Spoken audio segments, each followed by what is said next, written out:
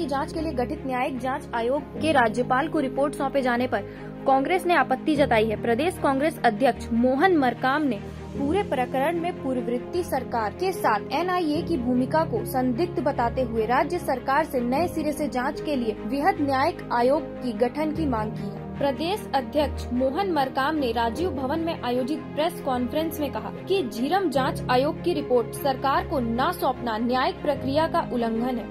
यह ठीक संदेश नहीं है।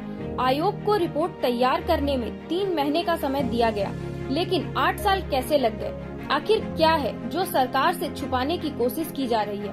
उन्होंने कहा कि इस हमले के पीछे पूरी सच्चाई सामने आनी चाहिए थी। सामान्यतः जब भी किसी न्यायिक आयोग का गठन किया जाता है तो आयोग अपनी रिपोर्ट सरकार को सौंपती है।